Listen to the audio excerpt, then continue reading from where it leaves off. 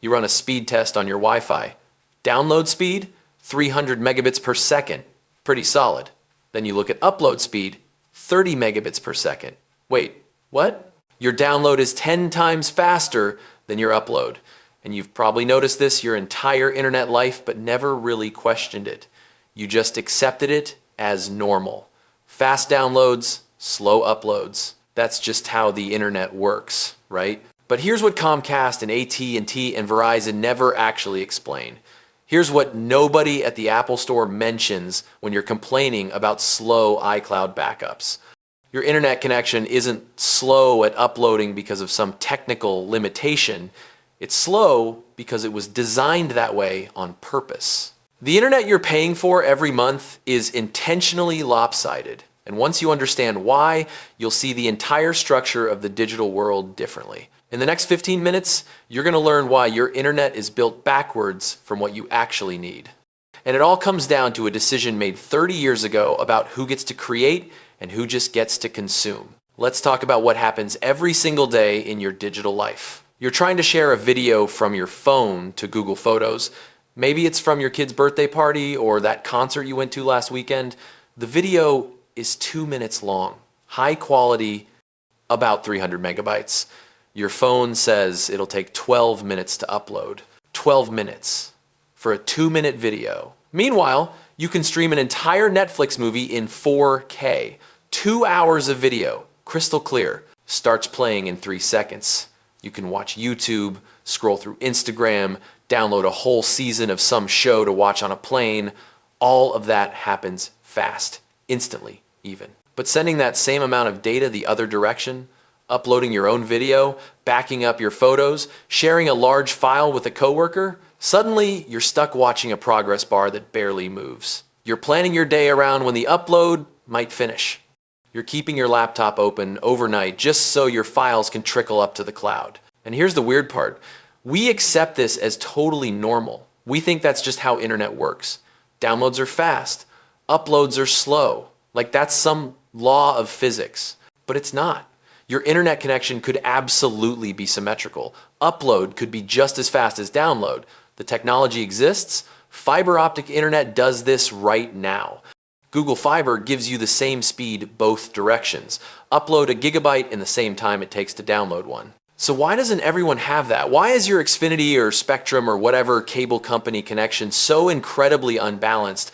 Why are they selling you 300 down and only 30 up? Because the entire internet was designed around a single assumption.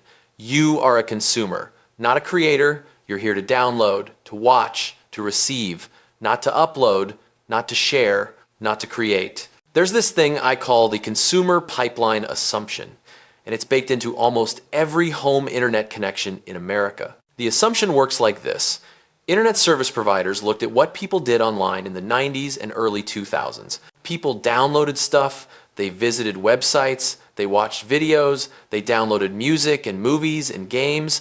That was 95% of internet traffic. Uploading was rare. Maybe you'd send an email with a small attachment. Maybe you'd post some text on a forum.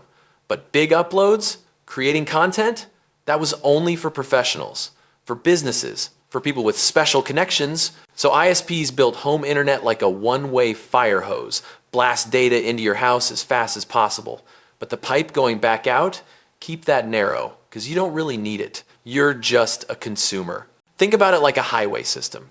Imagine you've got a 4-lane highway coming into a town. Traffic flows great, everyone gets where they're going, but the road leaving town, that's just 1 lane, because the planners assumed most people are coming in, not going out. That works fine until suddenly everyone in town has something they need to transport out. Now you've got this massive bottleneck, cars backed up for miles, all because the infrastructure was built for one direction of traffic. That's your internet connection. Built for an era when you just consumed what other people created. But here's what makes this particularly frustrating. That era ended 15 years ago. YouTube launched in 2005. Instagram came out in 2010. TikTok exploded in 2018. Zoom became essential in 2020. Suddenly, Everyone's a creator. Everyone's uploading videos. Everyone's backing up photos to iCloud and Google Photos. Everyone's on video calls where you need upload speed to transmit your face and voice. Everyone's sharing files for work, streaming their gameplay, running security cameras that upload footage to the cloud. The internet fundamentally changed from one-way consumption to two-way participation. But your home internet connection, still built for 1998? And this matters because every single day you hit this bottleneck without realizing it. Your Zoom call is laggy and people complain they can't hear you. That's your upload speed failing. Your iCloud backup says it'll take 4 days. That's upload speed. You try to share a folder of photos with your family and it just spins. Upload speed again. But when something downloads slow, you notice immediately. You blame your ISP. You restart your router. You get mad because downloads are supposed to be fast. That's the expectation they set. Upload problems are invisible. They just feel like your stuff isn't working right. You blame the app or your phone or the cloud service. You never think, oh, my ISP is only giving me 30 megabits upload while charging me for 300 megabits download. Now here's where it gets really interesting. There's a technical reason cable internet has to be asymmetrical, but it's not the reason you think. Cable internet uses the same coaxial cables that were originally built for cable TV. Those cables were designed to broadcast TV signals in one direction, from the cable company to your house. The infrastructure literally only knew how to push data one way. When they converted those cables to carry internet, they had to work within that existing system. The cable could carry tons of bandwidth in one direction because that's what it was built for. But to make it go both directions, they had to split up the available frequencies. Most of the frequencies kept going download because that's what the cable was optimized for. A smaller chunk got allocated for upload, so there's a legitimate technical constraint. But here's what nobody tells you. That constraint could have been overcome decades ago. The cable companies could have upgraded their infrastructure. They could have installed fiber optic lines that don't have this limitation. They could have balanced the bandwidth differently, but they didn't because the asymmetrical connection worked in their favor. Think about what happens when upload speeds are slow. You can't easily run your own servers. You can't host your own website from home. You can't compete with big companies who have symmetric business connections.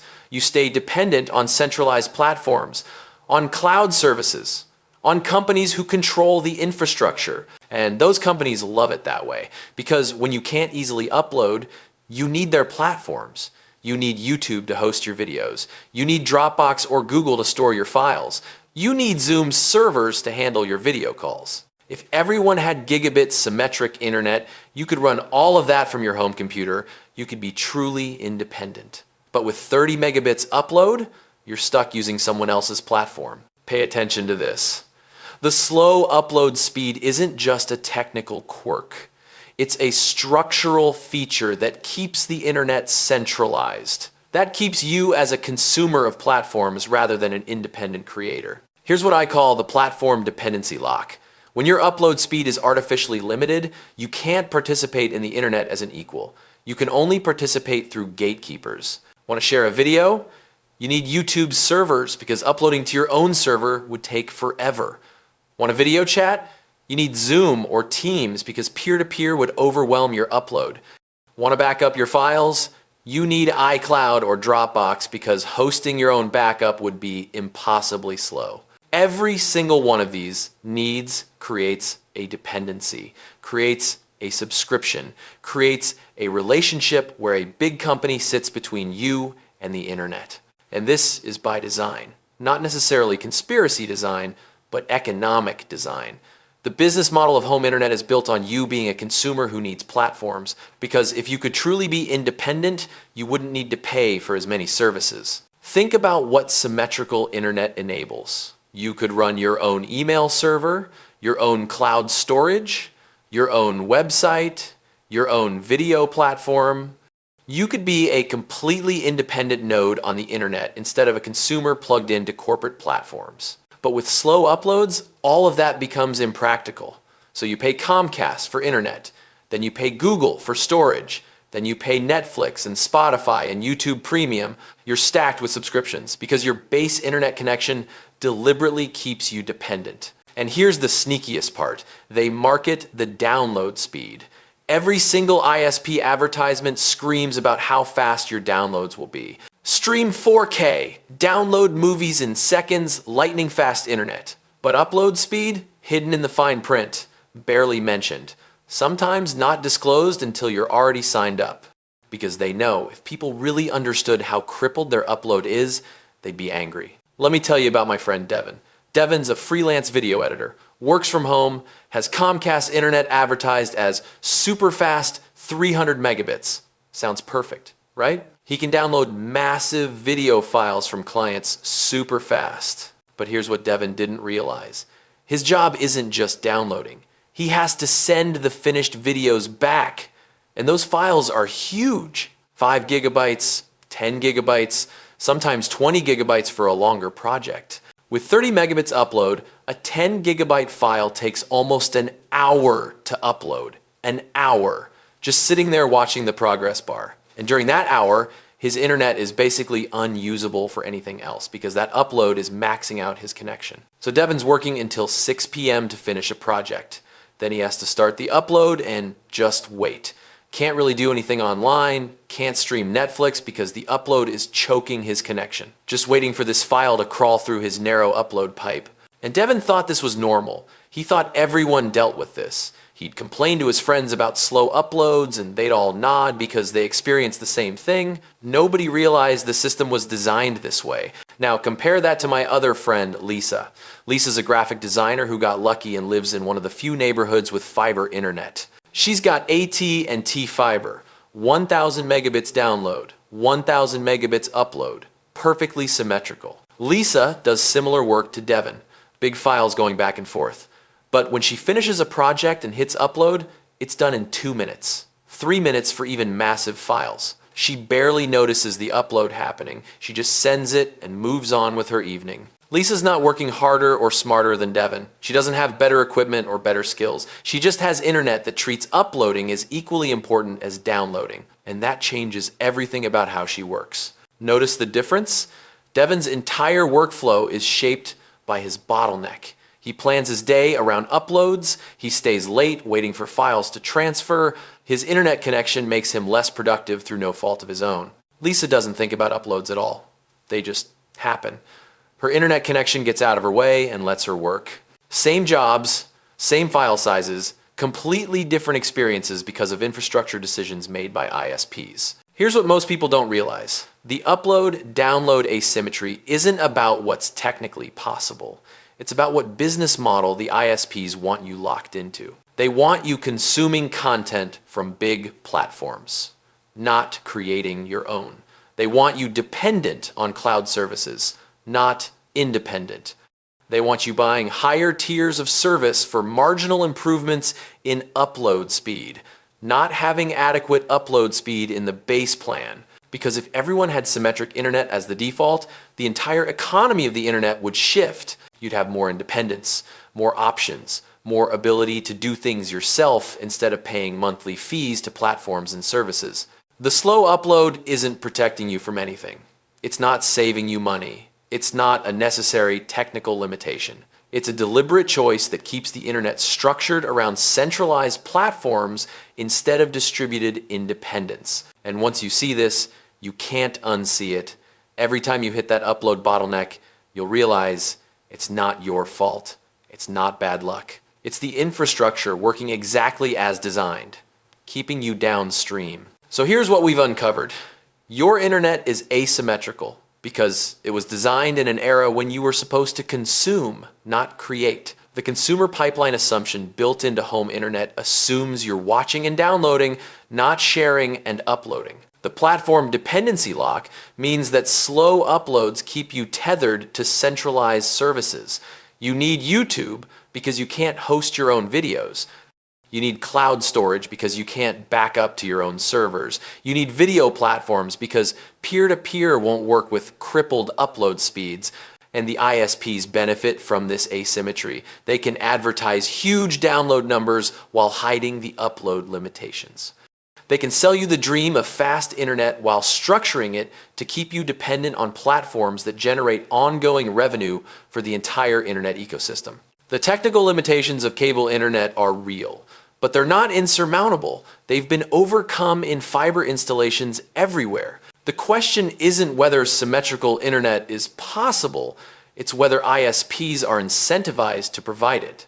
And right now, they're not. Because asymmetrical internet keeps the business model working, keeps you consuming, keeps you subscribing, keeps you dependent. The question isn't whether you need faster uploads. You absolutely do. The question is whether you'll recognize that your slow upload isn't a technical necessity, but a business decision. Because now you know the internet could work differently. You can't unknow it. So next time you're stuck watching an upload progress bar barely move, ask yourself, is this a technical limitation or a structural choice? Am I slow because the technology can't work better, or because someone decided it shouldn't? Because once you see the asymmetry as a design choice rather than a technical requirement, everything about how the internet works starts to look different. You're not just using the internet, you're using the internet someone decided you should have, and that internet was built to keep you downstream.